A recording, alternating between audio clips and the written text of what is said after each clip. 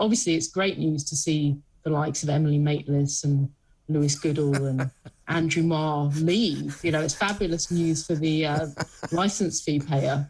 But, I don't think it's going to change anything massively at the BBC, but it just seems like a little bit of a flounce, doesn't it?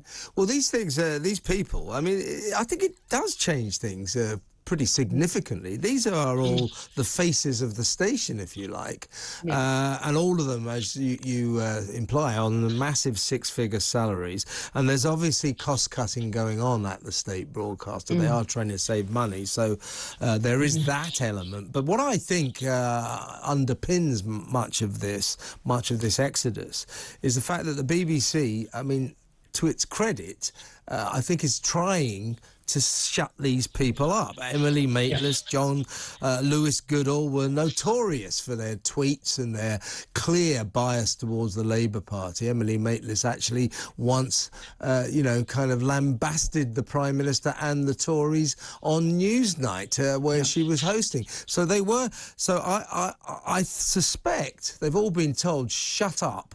Don't do this anymore, and they just don't like it. So they're off to pastures new.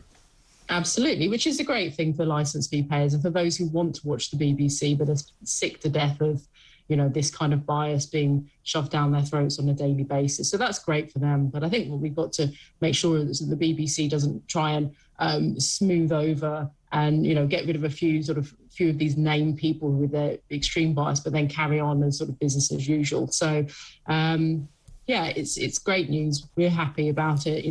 Dan Walker's off to Channel 5 with his... Oh, yeah, I forgot about it. He's gone as well. I forgot about Dan. Now, Dan's gone to Channel 5. Nice guy, by the way. But facts are facts, and here's the facts.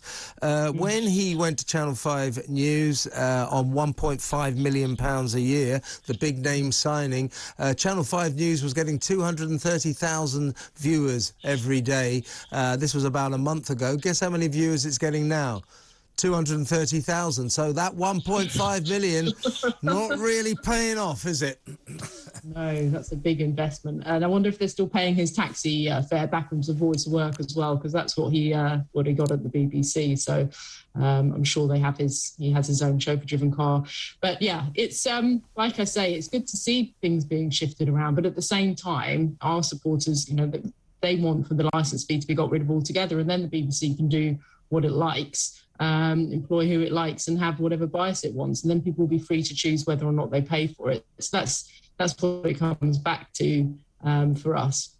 So what's going on at the BBC? I mean, there is this sort of increasing impression that all is not well at the state broadcaster, that, big names are quitting, that there's more and more polls reveal that the majority of people in this country now believe that it is politically biased towards the left. What I find always extraordinary and almost amusing, Rebecca, is so many people from the BBC, when asked, will say, this is just anti-BBC propaganda. The BBC is scrupulously balanced and fair when it comes to politics. It is their failure to see their own bias, their blindness to their own prejudices, that I think is at the root of the problems.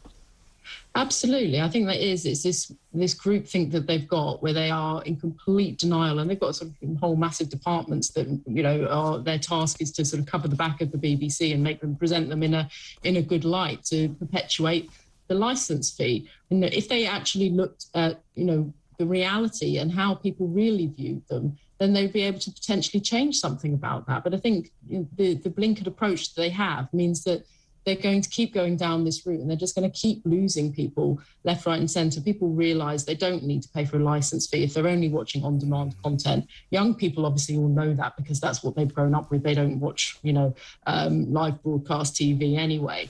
And the end is coming. And the BBC, hopefully this means, with these changes from their so-called talent, that they will, that they see that they need to make changes. But I don't know if those changes are going to be significant enough to stop the demise which is coming. Well, Nadine Dorr is the Culture Secretary, is no friend of the BBC. I think she feels like so many of us that the licence fee is anachronistic, kind of absurd in a way, not particularly good value for money, if you ask me, compared to Netflix and Amazon Prime and all the other new streaming services. I mean, how long do you think the licence fee has got to last in its present form? £159.50 a year, isn't it? How much longer is that going to survive? Well, this is the thing. So, you've got the new charter, and they've got up until 2027, haven't they? But at some point, the government is going to have to say to them, look, we're going to do a gradual step down from that so that they can financially, sort themselves out and look after themselves in a commercial sense. So, I mean, we would hope that the government would put them on sort of notice that this is going to happen by 2027. But the problem we have is we've got a government that likes to kick things into the long grass. And, Nadine says great things about the licence fee sometimes, but then rows back very quickly when she has pressure from her cabinet minister colleagues. So we would just like to see her stick to her guns on her position, because, as you said, she's in agreement with us on this, but she's getting a lot of pressure from her colleagues. BBC is still busy prosecuting people for non-payment of their TV licence fees.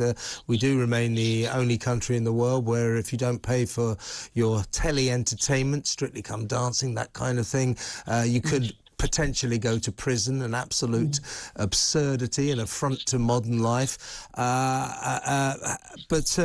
could they not make a preemptive strike and start to reduce the licence fee themselves?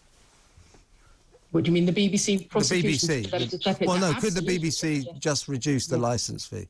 Yeah, absolutely. They should do. I mean, that would make the most commercial sense, would be for them to start stepping over, start thinking, okay, here's elements of our content which we see as being premium, which we should we could put under a subscription model, and then they step it back themselves. Absolutely, that would be the way to do it. Yeah, but don't hold your breath, Rebecca, though. Good to talk to you as always. That's Rebecca Ryan, Campaign Director for Defund the BBC.